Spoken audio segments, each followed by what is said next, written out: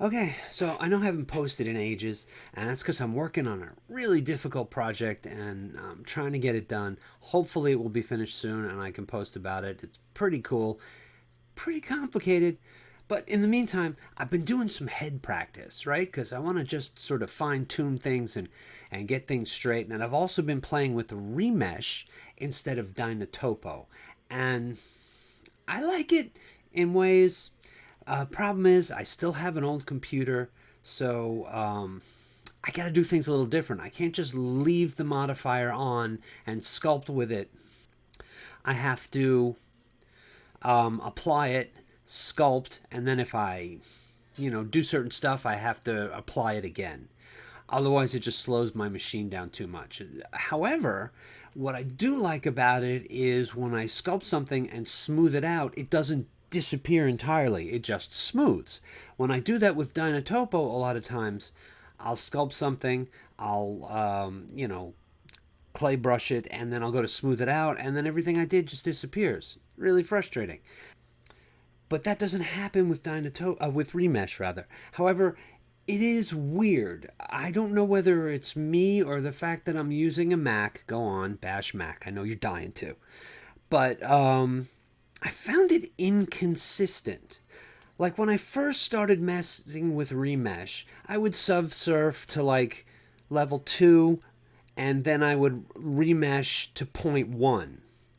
And as I went further along in the project, I would remesh to like 0.009 or something like that. Because the smaller the number you get, the finer the remesh is. But it doesn't always work that way. Like now, for some reason, I have to start remeshing much higher and then go down lower. Otherwise, it bogs my machine down too much. It's really weird. I don't know whether I don't know what's being inconsistent here. I suspect it's Blender being weird on me, but I got no proof of that, so don't hold me to it. And you can see here basically my process. I like to rough it out in box modeling stage first and then just hit it with the sculpting brushes. And the eyelids here, as you can see, I find the most annoying. To get that curve nice and smooth without any inconsistencies is always the trickiest part for me. I don't know why, but that's the way it is. But in most cases, you can see me here just playing around with things. Like I wish I could say I'm one of those guys who can sculpt a head with two arms tied behind his back and his eyes closed, but I'm not. I'm the kind of artist who has to put something down, look at it, and go, what's wrong with this? What needs to be fixed? So a lot of times I just need to get something down, whether we're talking 2D art or 3D. I just need something there in front of me. I need to be able to look at it for a little bit and figure out what's wrong. And now I'm sculpting the heck out of some ears. And it was kind of silly because I knew I was going to cover up the ears with the hair, but I just wanted some ear practice. And that's exactly what this is about, practice. And here you can see I've already gotten to the hair, and this is just Blender curves hair. You can look up, there's like a billion tutorials on it, so I really don't want to bog you down with that. I find this a little persnickety. This is like my third time using it, and I'm kind of starting to get a hold of it, but I find you have to be careful with this technique. Otherwise, it clearly looks like you're using curves for hair. And it shouldn't look like you're using curves for hair. It should look like hair that's maybe stylized. So if you can tell too easily what sort of technique is being used to make the hair, you're not really using it right. And I'm still feeling this around a little bit. I'm kind of getting it. This is the first one that I found sort of acceptable.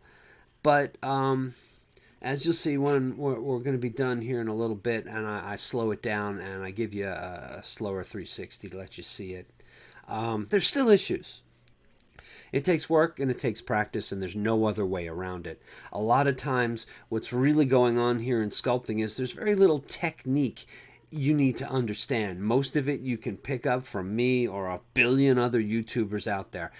You need to learn your anatomy. You need to learn the artistic side. You need to start looking, Google image search hairstyles and start paying attention to what makes that hair, because you can't fake that. You have to know your proportions. You have to know how hair moves. You have to make it look like hair. Otherwise, it doesn't matter what technique you use, it's not going to work. So that's really the most super important thing with any of this. Anatomy, proportions, and understand what you're really doing, because that's the important bit. All the rest is just, it's just techniques that you can pick up and learn, but you got to learn how to use those techniques properly. And it's not always easy and said as done. It's easier to pick up the technique than it is to use it correctly. And here you can see I got a handle on it. This is not perfect by any means, but it's starting to look okay. There are a few things about the face itself I would do differently again, but this is just practice, and that's what I'm trying to do.